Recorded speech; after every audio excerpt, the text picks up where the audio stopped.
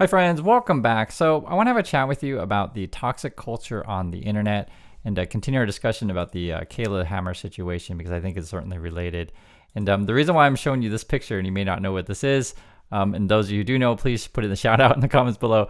This is a screenshot from Dota 2. I used to play this game quite a bit. It's a fun game, or I should say was a fun game. I used to play it a lot, and the more you get in this stuff, you have to play with regular teammates, which is always hard to find. You need 4 other people to be on your team because it's a 5-person team. And the reason why I would say it's hard to find is because there's so many toxic players in these kind of games.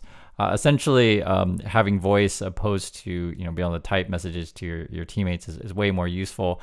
But whenever you turn on the mic and have a live mic with essentially a bunch of kids, you don't know what people are going to say or do.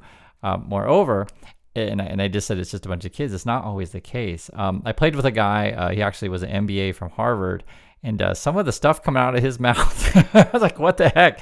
And so I didn't even want to play with him anymore. And the point being is like you have adults acting like children and children acting like children, and etc. And this is not isolated to just video games. I just was bringing this up because it is a big problem in these kind of games. I want to bring up the Caleb thing because I had noticed I'd made a few videos on it, and his community is very, very toxic. I've seen that Schaefer has had to deal with this as well. He actually put a post here. He says, Caleb Hammer's audience has a history of doxing and harassing people who disagree with him. I'll be covering this in my video as well.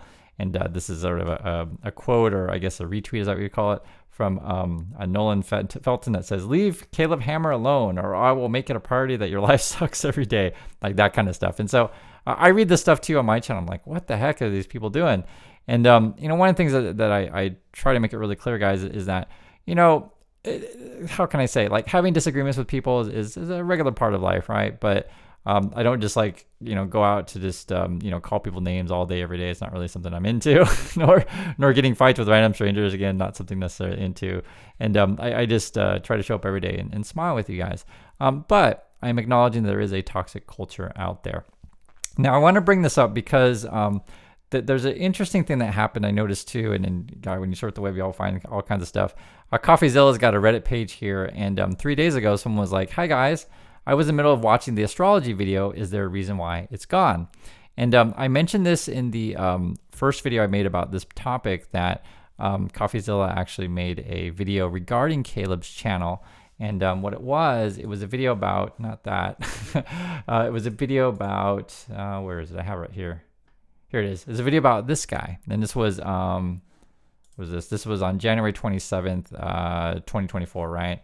And the title was, "I want to quit this show." But it's interesting because I think Caleb must have changed the title.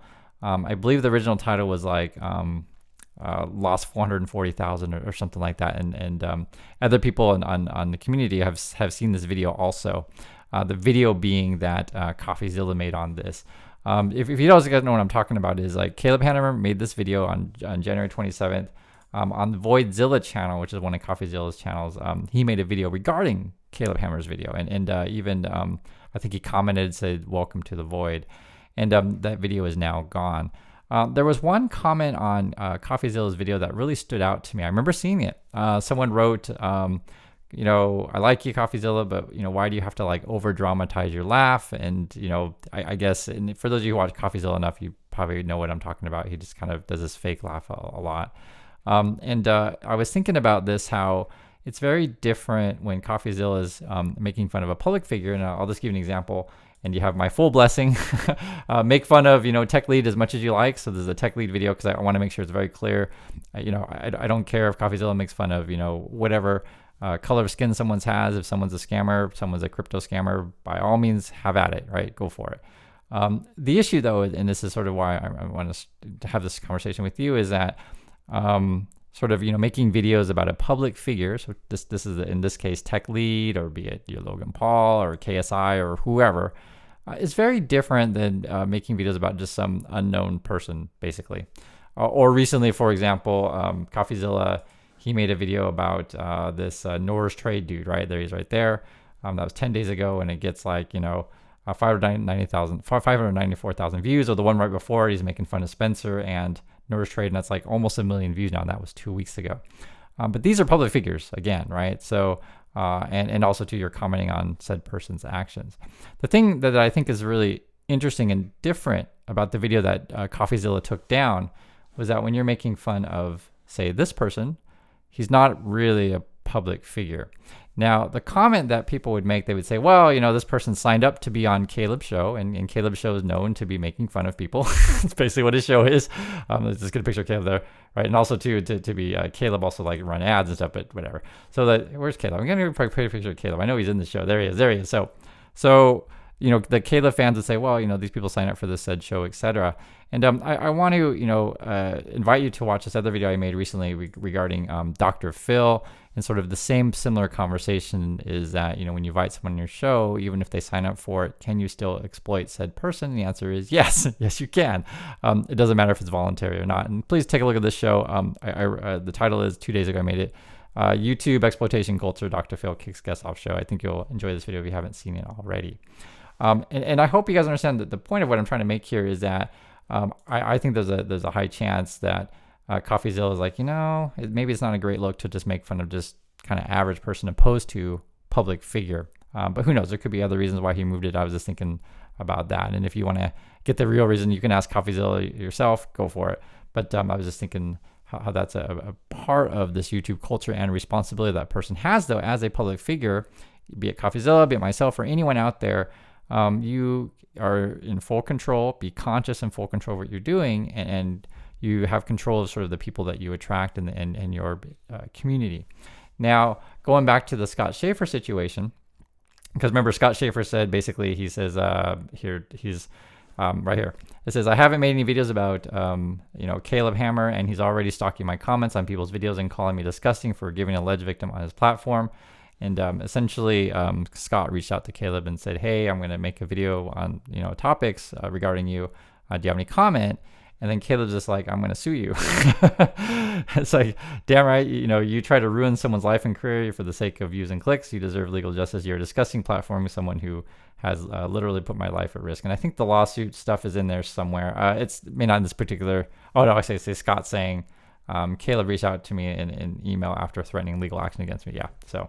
And the other thing is too is like, if you look at this kind of stuff, and I'm talking about sort of the culture that you create. Scott posted the video. I guess Caleb's like doing some crazy hand motions that you guys can figure out what that is in his office, and that's sort of the culture that they have over there.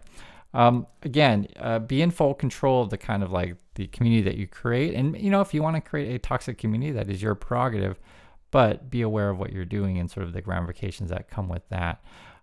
Moreover, I sort of want to have this conversation with you guys is that, I'm always very conscious of what I do and don't do. So for example, I posted a review about Caleb's course just a couple days ago, and already people are commenting like, oh, you're just making stuff up, Chris. You don't know. You never really looked at the course. And I just want to show you guys very, very briefly. This is Caleb's course right here. I got it right here. Right? I don't play any video of it because it's his proprietary course, and that's just not appropriate for me to play video or show anything. But it's right there. I got it right. I click on a few things. You can see I'm not making just random stuff up. Right? I have it, and I looked at it, and it's not that great. But the point being though is that even though, let's say me personally, I don't really like Caleb that much, but I don't. How can I say? I don't just remove, all limits. I don't just, say, there's no rules now, aha, and I'm going to play your full course. No, I don't do that kind of stuff. Or I'm going to go after your dog or whatever. Just for example, the point with what I'm trying to make with all this kind of stuff is, don't live the life of the Dota 2, the video game life, the toxic culture where like suddenly your brain turns off and you just get really, really angry and it's kind of everything that you do is out of control, right? And so when I see this kind of tweet out from Scott saying Caleb Hammer's audience has a history of doxing and harassing people who disagree with him, I'll cover this in my video as well. I completely understand it, and I told Scott fight the good fight. If there is indeed people out there that have information of Caleb doing not so great things, right? Hear it out, see what it is, right? One of the things that I will say for me, because people have also mentioned comments like, hey Chris, why don't you show everything, everything on Reddit and everything on YouTube, etc. Because a lot of things I can't verify. And again, I set rules for myself and what I do or do not do on YouTube. If I can't verify something, I don't I don't mention it, right? Stuff publicly here, I say, hey, I can see it in public. There it is, for example. Or, hey, I checked out multiple sources. This is what I think. I'll tell you, but doesn't necessarily fact it what I think. I guess the whole thing I'm trying to get you to be thinking about all the time in your life is when you make decisions, essentially, what is the code of ethics? What is the rules that you live by? I'll give you another really simple example. When I make thumbnails, I only use thumbnails or images that are publicly available, or if I use another creator that is essentially an image from their thumbnail. I would never just like pull up a random shot from their video and just to make them look bad. It's basically a cheap shot, right? It's kind of like if I was doing a public figure like say Jerome Powell, just for example, I would use a public photo of him. I wouldn't be like follow him into his private residence and take a picture of them and then post that. Do you guys see what I'm saying here? And I want you to tie this all together in your life is think about what kind of people do you attract? What kind of community do you create with the people around you, right? And also too, are you always in full control of what you're doing, or do you let emotions get the best of you? So do be careful out there. I understand the internet is a toxic place. You guys know this stuff already, but I just kind of wanted to illustrate this current situation that we're in. And also too, even though I got involved in this a little bit, I try to maintain my distance from the toxicity and to just present facts to you guys if you understand my point of view. So anyway, I do appreciate your time on this stuff, and I'll catch you next video.